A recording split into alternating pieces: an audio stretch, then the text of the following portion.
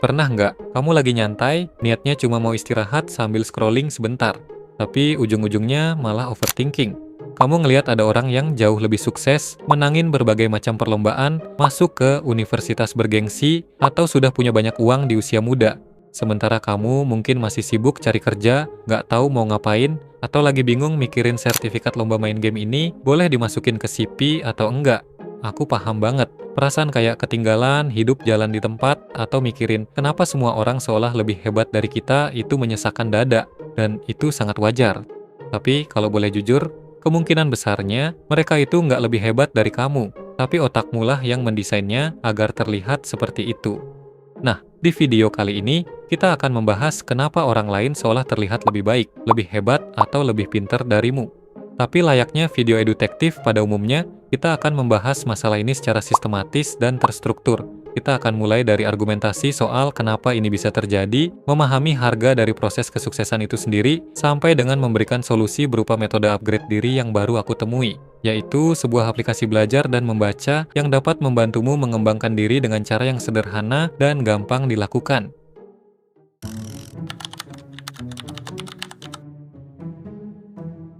Berikut beberapa alasan kenapa semua orang itu terlihat lebih hebat dari kamu. Pertama, membandingkan behind the scenes pribadi dengan highlight orang lain. Ini memang agak klise, tapi beneran nyata. Apalagi kalau keseharian kita hidup di sosial media. Exposure kita terhadap kesuksesan orang lain itu jadi sangat tinggi. Kita sangat gampang melihat orang lain yang lebih sukses, sementara diri sendiri masih stres. Masalah utamanya ada di skala kompetisi. 10 tahun lalu, saingan yang terlihat di mata kita itu mungkin cuma anak pintar di satu sekolah. Tapi sekarang di era sosial media, kita dibuat seolah berkompetisi dengan seluruh orang di dunia. Nah, fenomena ini disebut sebagai social comparison theory, di mana manusia punya dorongan alami untuk mengevaluasi diri dengan membandingkannya dengan orang lain. Namun masalahnya di era digital ini perbandingannya sangat tidak adil. Karena kita tahu betapa berat dan lamanya berproses itu. Mulai dari ragu untuk memulai sesuatu, malas ketika mau mengerjakannya, sampai dengan adanya tantangan-tantangan lain yang datang di luar prediksi. Sementara itu, setiap hari kita selalu disuguhi konten-konten yang seringkali merupakan hasil yang sudah dipoles, diedit, dan direvisi sampai puluhan kali. Jadi ibaratnya, kita membandingkan draft kasar pribadi dengan karya final orang lain. Selain itu, dalam buku Outliers dijelaskan juga bahwa kesuksesan itu nggak pernah berdiri sendiri. Pasti ada faktor khusus atau keuntungan tersembunyi. Misalnya, mereka yang sukses itu mungkin punya orang tua yang paham betapa pentingnya pendidikan, sehingga mereka rela ngeluarin banyak uang untuk sekolah mahal. Sedangkan kita mungkin sekolah di sekolah negeri yang lebih banyak jam kosong daripada jam belajarnya. Belum lagi adanya perbedaan gap antara fasilitas ibu kota, Pulau Jawa, dan luar Jawa. Prestasi seorang anak yang tumbuh di lingkungan elit dengan fasilitas yang lengkap pasti menghasilkan output yang berbeda jika dibandingkan dengan kita yang berjuang dari kota kecil dengan sumber daya seadanya. Jadi, ketika kamu membandingkan diri dengan mereka, itu bukan perbandingan effort to effort, melainkan perbandingan antara akses melawan keterbatasan. Ini jelas bukan perbandingan yang adil. Kedua, standar normal yang terdistorsi.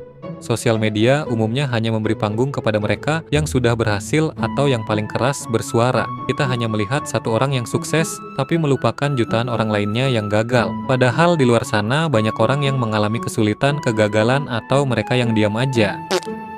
Masalahnya, mereka ini nggak terlihat di mata kita. Kita hanya melihat orang yang suksesnya aja. Nah, karena kita hanya melihat orang-orang yang berhasil, maka otak kita pun menyimpulkan bahwa semua orang itu pasti berhasil juga. Padahal yang kita lihat hanyalah segelintir orang aja. Fenomena ini membuat persepsi kita terhadap realita itu jadi terdistorsi.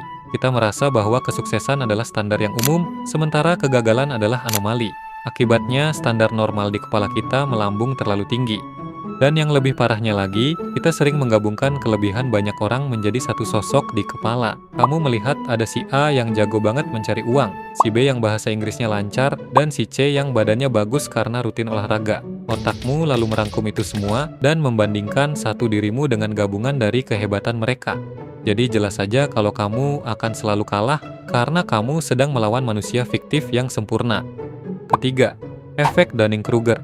Nah, Alasan lain kenapa kita sering merasa tertinggal adalah karena semakin sering kita belajar, maka semakin rentan kita merasa bodoh. Orang yang wawasannya dangkal seringkali punya rasa percaya diri yang tinggi. Mereka hanya tahu sedikit, tapi seolah merasa tahu segalanya. Sebaliknya, orang yang terus membaca, belajar hal baru, dan peduli terhadap pengembangan diri justru semakin sadar betapa luasnya ilmu pengetahuan yang belum mereka kuasai. Jadi, mereka sering merasa tertinggal dari orang lain. Padahal, perasaan itu hanyalah efek samping dari otaknya yang sedang berkembang pesat.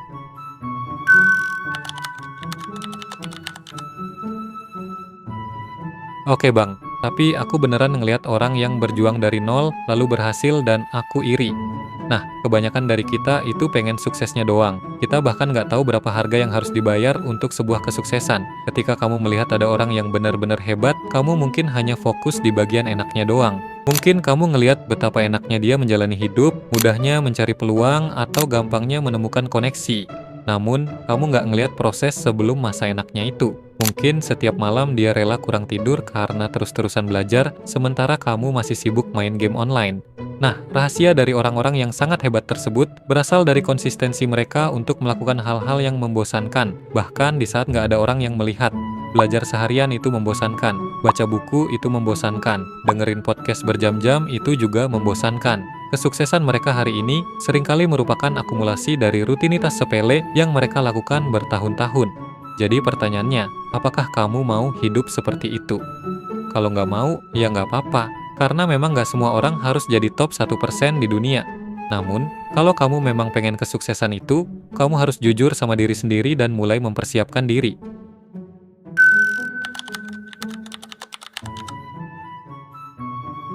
Ada 3 cara untuk mulai hidup berprogres. Pertama, membaca buku. Ada riset menarik soal cognitive reserve. Riset ini menjelaskan bahwa membaca buku baik fiksi maupun non-fiksi dapat melatih otak agar mampu memproses informasi. Kalau kamu baca buku fiksi, kamu melatih empati dan kosakata. Ini penting banget buat social skill. Sedangkan kalau kamu baca buku non-fiksi, maka kamu menyerap pengalaman hidup orang lain yang sudah dipadatkan. Maksudnya gini, seorang penulis biasanya ahli di bidangnya. Ia menghabiskan puluhan tahun perjalanan hidupnya untuk belajar, meneliti, dan menguji ide tersebut yang kemudian dituangkan dalam satu buku. Nah, jika kamu membacanya dalam seminggu, itu berarti kamu baru aja menyerap pengalaman, kegagalan, dan hasil riset yang dia lakukan selama bertahun-tahun itu. Ini adalah cara belajar yang paling bijak dan efisien di dunia. Namun di Indonesia, kita menghadapi kenyataan pahit. Ada data yang menyebutkan bahwa minat baca masyarakat kita itu sangat rendah. Dari 1.000 orang, hanya 1 orang aja yang suka membaca. Nah, kalau kamu membaca buku secara rutin, maka secara otomatis kamu sudah berada di top 1% orang paling unggul di negeri ini. Tapi sayangnya, kita juga masih punya tantangan literasi, karena nggak semua orang mampu membeli buku karena aksesnya yang susah dan harganya relatif mahal. Belum lagi kalau kamu tipe orang yang sibuk, yang selalu pulang dalam keadaan capek. Membaca buku dengan level energi yang rendah kayak gini, pasti akan dapat stresnya doang. Belum lagi, menghabiskan satu buku itu butuh waktu yang nggak sebentar, bahkan ada beberapa orang yang bahkan nggak mampu namatin satu buku dalam setahun. Oleh karena itu, Edutektif memperkenalkan solusi ini.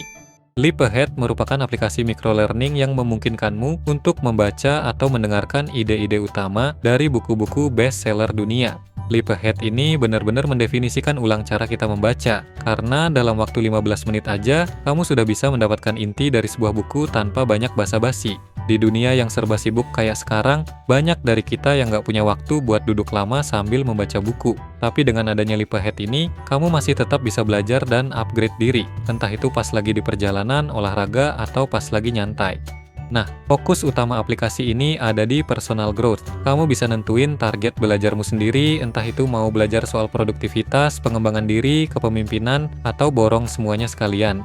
Leap Ahead menyediakan format belajar dalam bentuk teks dan audio yang bisa disesuaikan dengan preferensi masing-masing. Intinya, semuanya gampang. Apalagi koleksi bukunya ada lebih dari 30.000 dan akan terus bertambah. Sejak kecil, banyak dari kita dibesarkan dengan pesan bahwa untuk sukses, kita harus pandai bicara, percaya diri tampil di depan umum, dan mampu bersosialisasi tanpa lelah.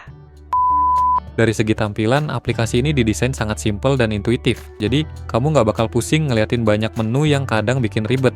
Pengalaman yang mulus kayak gini tuh penting banget, karena ketika belajar terasa mudah, maka kamu bakal lebih betah ngelakuinnya setiap hari. Sehingga kamu belajar bukan lagi karena merasa terpaksa, tapi karena secara natural kamu sudah terdorong untuk melakukannya. Nah, kabar baiknya kamu sudah bisa menggunakan aplikasi ini secara gratis. Kamu bisa mengakses 3 ringkasan buku setiap hari. Namun, kalau mau value yang lebih, kamu bisa pertimbangkan untuk mencoba opsi berbayarnya. Secara keseluruhan, impresiku terhadap aplikasi ini sangat positif.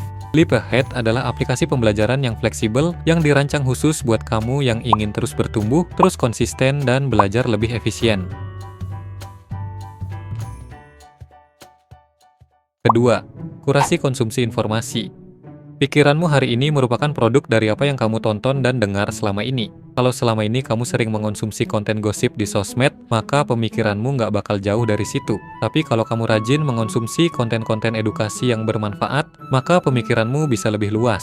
Namun masalahnya, algoritma sosial media nggak didesain untuk membuatmu jadi pintar, tapi ia didesain untuk membuatmu ketagihan. Konten-konten pendek yang lewat begitu cepat memang sengaja diciptakan untuk memanjakan hormon dopamin yang perlahan mengikis rentang perhatian.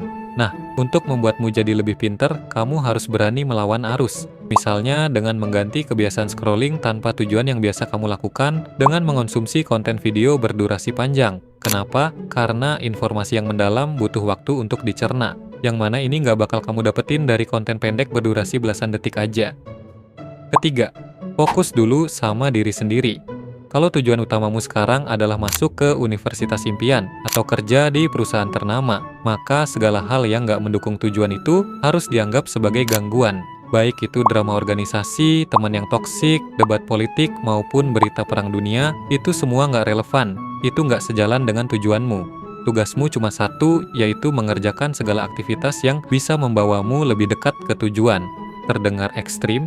Mungkin iya, karena kalau kamu nggak menentukan prioritas hidup sendiri, maka orang lain yang bakal nentuin hidupmu nanti. Misalnya disuruh jadi karyawan dengan upah di bawah standar gaji.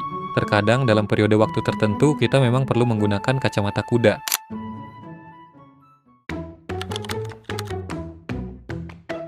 Satu-satunya metrik perbandingan yang masuk akal di dunia ini adalah membandingkan dirimu hari ini dengan dirimu di masa lalu. Mulai dari sekarang, jangan jadikan pencapaian orang lain sebagai alat untuk menghakimi diri sendiri, tapi jadikanlah sebagai cerminan pribadi. Jika orang yang kamu anggap sukses melakukan kebiasaan positif, maka jadikan itu sebagai motivasi untuk ikut bergerak maju. Kesuksesan orang lain bukanlah bukti bahwa kamu gagal atau tertinggal, melainkan itu hanyalah bukti bahwa kerja keras dan konsistensi seseorang bisa membuahkan hasil maksimal. Jadi, daripada membuang energi hanya untuk overthinking dan meratapi highlight hidup orang lain, lebih baik gunakan energi itu untuk membangun behind the scene-mu sendiri. Fokuslah pada apa yang ada di kendalimu. Gimana kebiasaanmu, apa tontonanmu, dan seberapa banyak ilmu yang kamu serap setiap hari. Sekian video kali ini dan semoga bermanfaat.